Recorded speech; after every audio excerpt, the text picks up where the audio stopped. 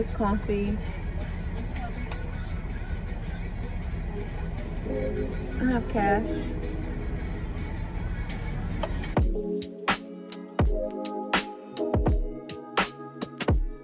Good morning. Okay, me and my mom are about to go on a road trip and visit my sister and her family and the littles that are in our family. And I really like how my hair turned out today. I love a half up, half down. Okay, I'll see you guys when we get there.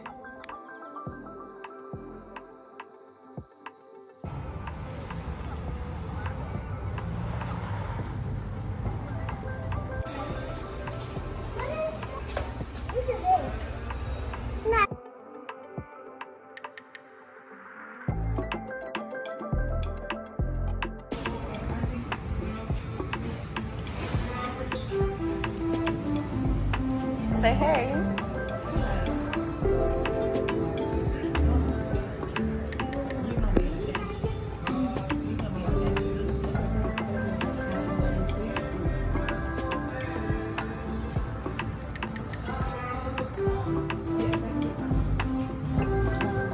They have a vodka with chicken. It's right smack in the middle of that pasta menu. It's a vodka sauce, so it's like a rosé sauce, but now mozzarella stick. Hold on. Let's let Sterling cut it and we'll taste it. You want me to cut it? Yep. You What cut you it. want me to cut this?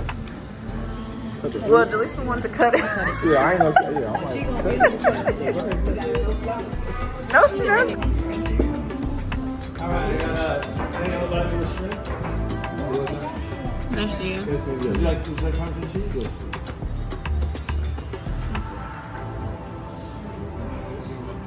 I got another panel of vodka with chicken. And would you like? Yes. Yeah. Okay. Parmesan cheese?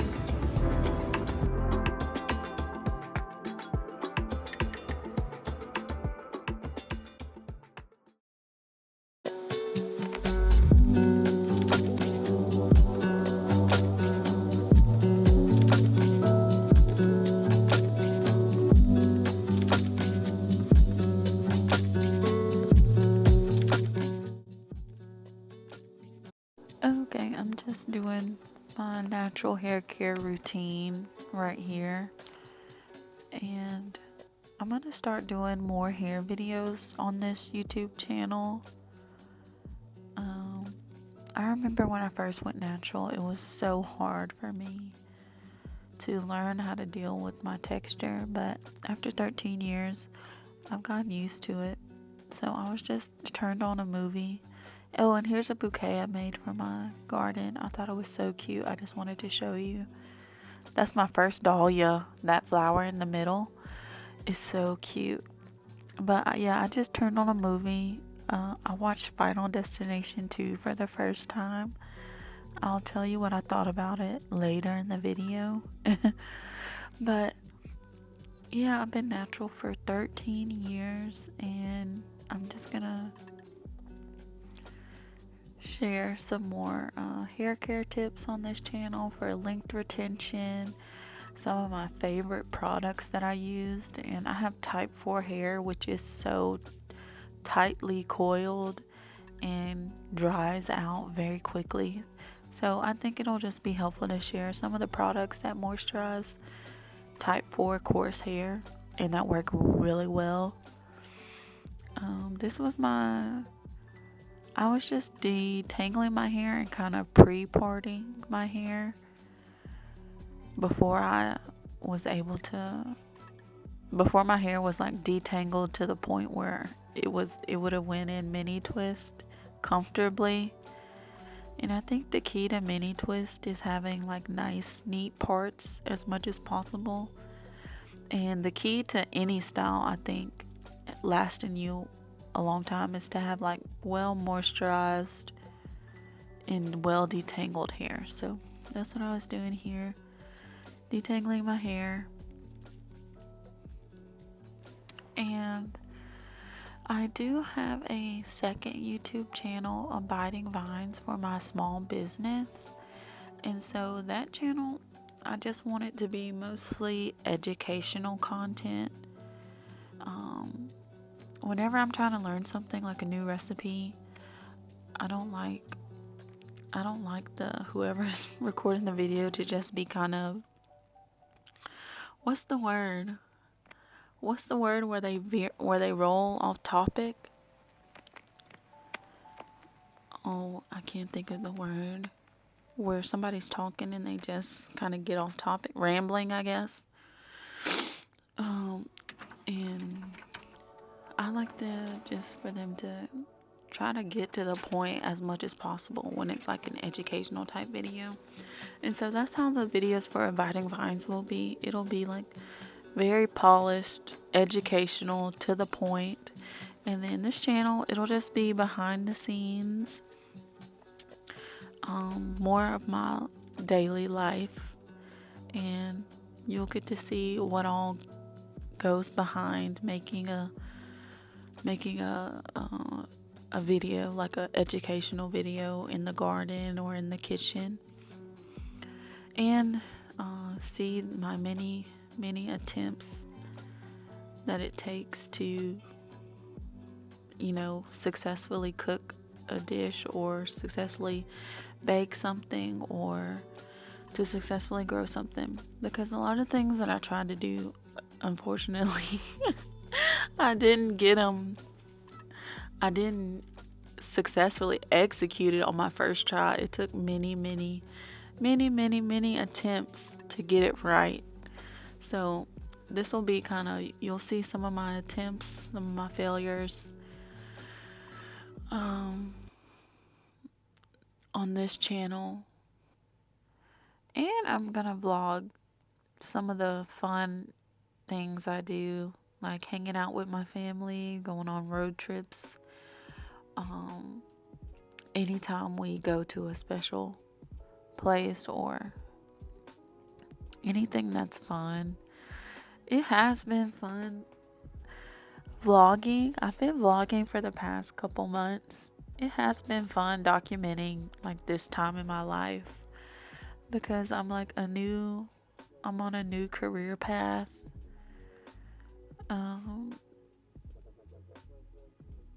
I'm learning a lot of new skills and I'm sharing what I learned. So it has been fun to vlog. So I'm definitely going to vlog. I'm not just going to vlog things about work. I'll vlog things about like my regular everyday life and any fun things that I do.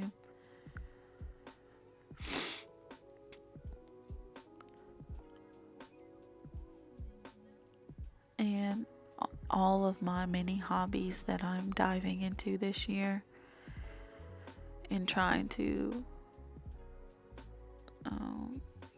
like really get good at. So I have a lot coming on the channel.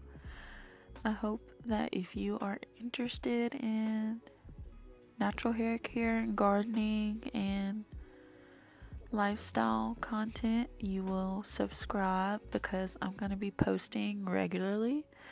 I'm going to try to do a weekly vlog. I'm going to commit to a weekly long form vlog on this channel in addition to any other extra videos. But you guys let me know in the comments, how many videos a week do you like to watch on YouTube? Do you just like to do or for the people that you like to watch on YouTube, do you just like for them to do one video a week, or do you like to see multiple videos a week? And then do you like long videos, like 30 minutes, 40 minutes, 50-minute videos, or do you like shorter videos, like 10 minutes, 15 minutes? Because vlogs can get pretty long. So if you guys like longer vlogs, I can make them. But if you like shorter vlogs, I can definitely do shorter vlogs, like 15-minute vlogs. Just let me know in the comments. You can follow me on Instagram and TikTok and Facebook. I like to post there on my stories regularly just to do like daily updates on what I'm doing. I only have a quarter of my head left to do, but I want to go for a walk while the weather's nice, so I'm gonna take a short break. Take you guys with me on a walk.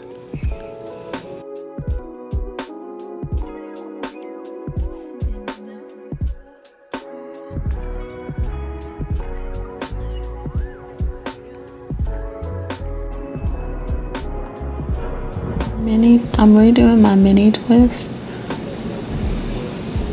and so far I really like how it's turning out.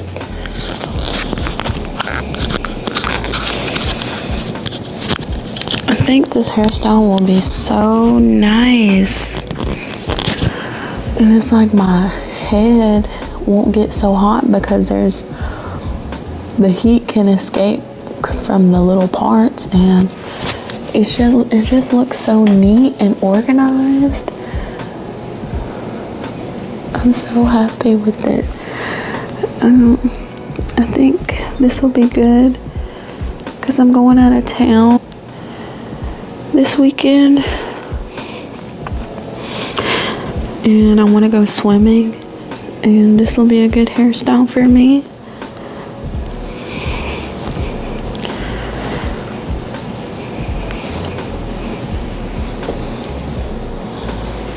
And it'll be some good content for my TikTok and Instagram. And by far, the hair videos are definitely the most watched thing on my page. So I'm gonna be doing some more hair content.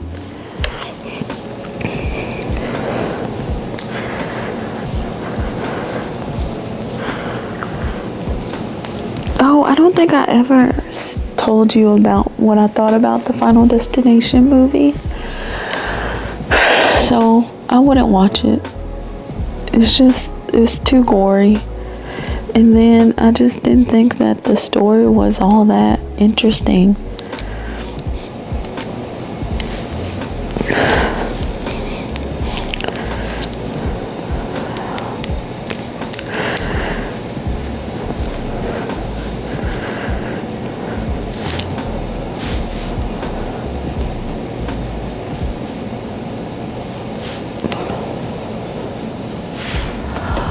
Ooh, this is the reality of parting my hair.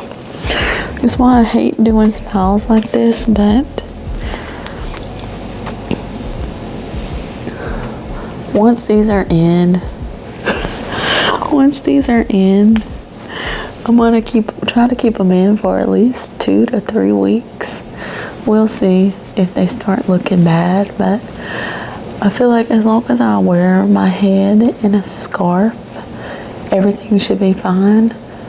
So I'm gonna finish doing my hair off camera, and then I'll come back. Okay, bye. Okay, I just finished my hair, and I just finished up the video that I think I'm gonna film on my mini twist. What did I do today? I just ran a couple errands for my mom today.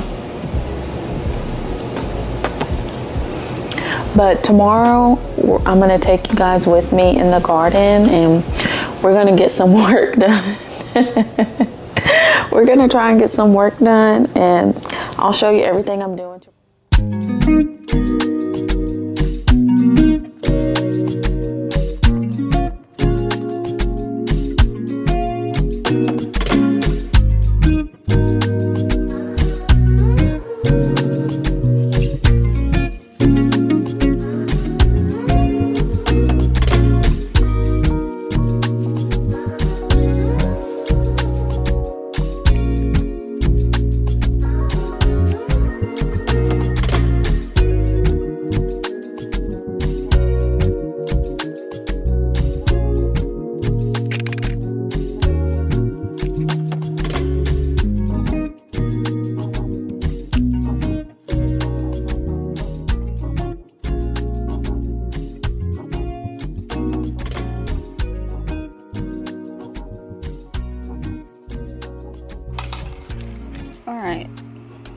It looks like a mess, but if you know what you're looking for,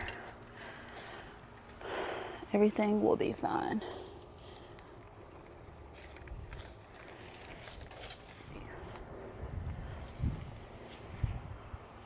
Here's what I look for. I look for these flowers.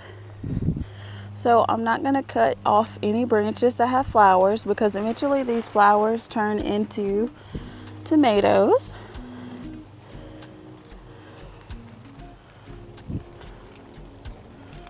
And that looks like a tomato that I can pick. But the tomato plant, how it grows is you usually will have your main stem. This would be your main stem. This is a non-fruiting branch. And then this is a fruiting branch called a sucker.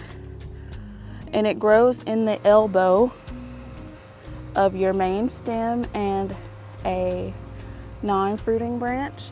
So I'm not going to cut off it's called a sucker, because eventually it's going to flower and produce fruit. But I will cut off some of these leaves, these non-fruiting branches, and because these are taking nutrients and energy and water for the plant to maintain it, and I want it to focus on producing me fruit so that I can get more tomatoes off my plant.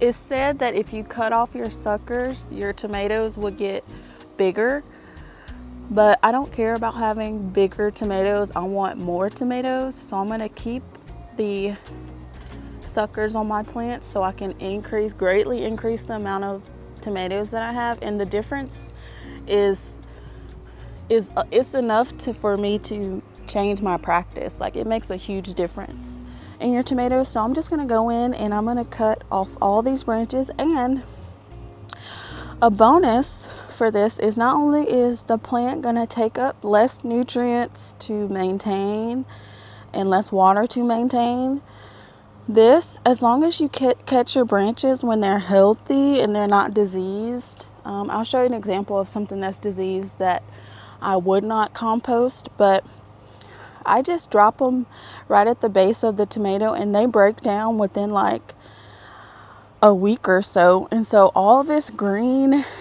is nutrients. This is all nutrients for the plant.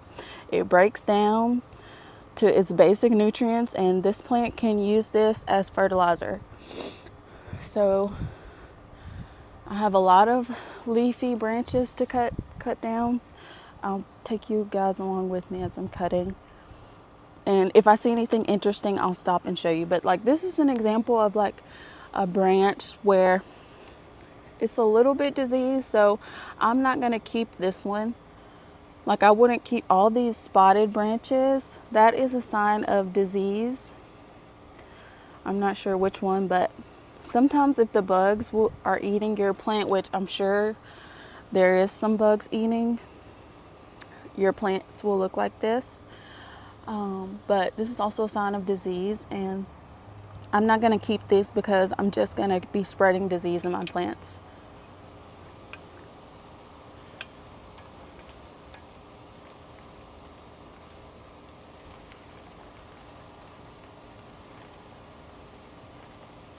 Say hey to my coworker.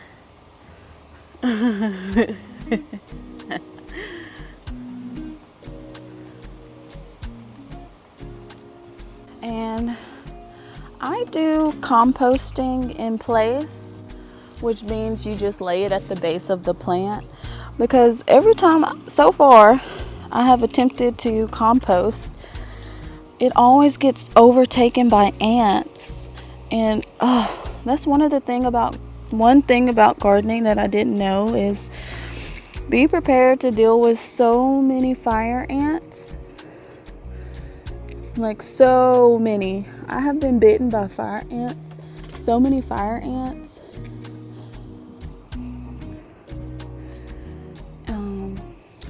But I've been looking up how to get rid of fire ants organically, and they said, a lot of people said citrus.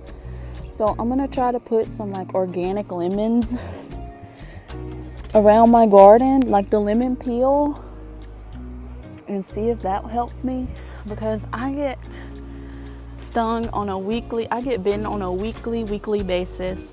I don't know, I guess they're attracted to the fertilizer, because every time I see them, they're like carrying the fertilizer granules that I use. I wonder if it has, I don't know, something in it that they like to eat.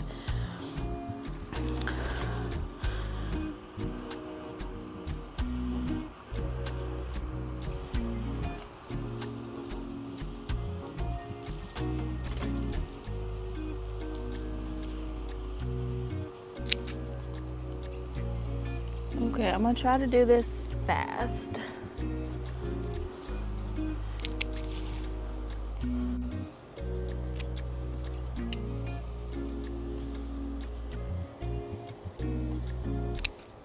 And this is gonna help me see the fruit better, see if I have any worms that are attacking my fruit, so I can deal with it quickly. And just being careful that I don't cut any branches that actually have fruit on it. But even if I do accidentally cut something that has fruit on it, it's not the end of the world. Like these tomatoes, they grow. Oh, these are also called indeterminate tomatoes, which means they, as long as the conditions are right, they will keep growing and growing and growing and growing and growing indefinitely. So technically, if I was able to keep this plant in the perfect temperature, which is 65 to 85, it would keep growing forever and ever and ever and ever, as long as it was taken care of.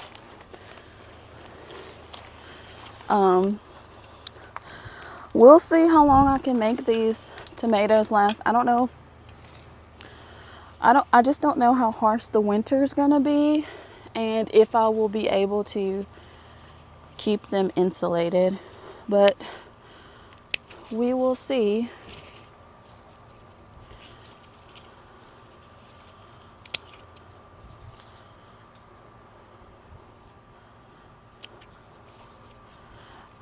I was trying to get away with doing the least amount of pruning as I possibly can to keep these alive, but I was noticing that I'm starting to get some worms, and with all these leaves in the way, I can't really see that well, and I can't even see all the fruit that well. But if you start to see, like, it looks like just little brown pellets, that's worm. That's a sign you have a worm. A worm is doing its business. Okay. So I guess so far some of the things that I've been able to grow have been tomatoes, okra, corn. It's not doing the best, but I'm gonna start another succession to see.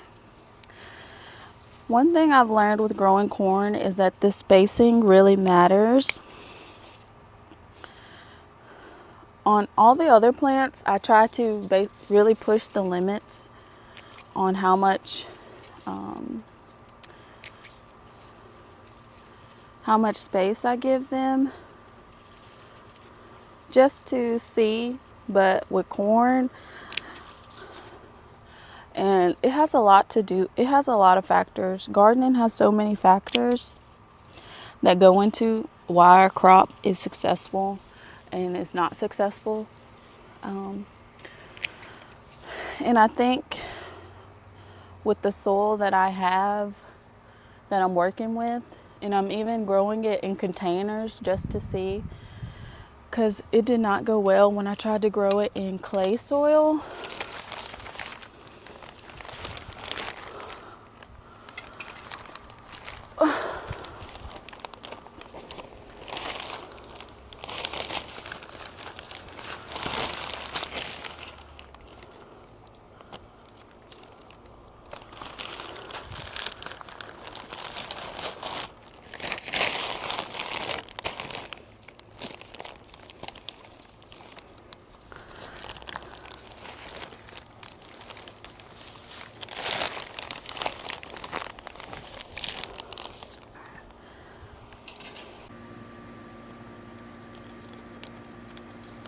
think I'm gonna do 4 or 5 seeds.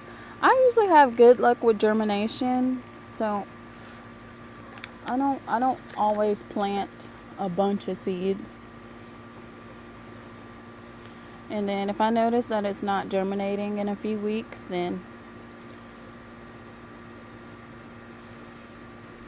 I'll reseed it again.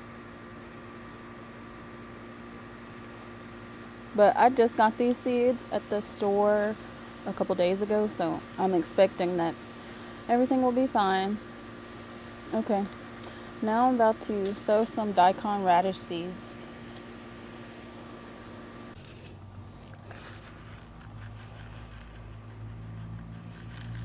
These things can get pretty big, so I'm going to try and put a lot of space between these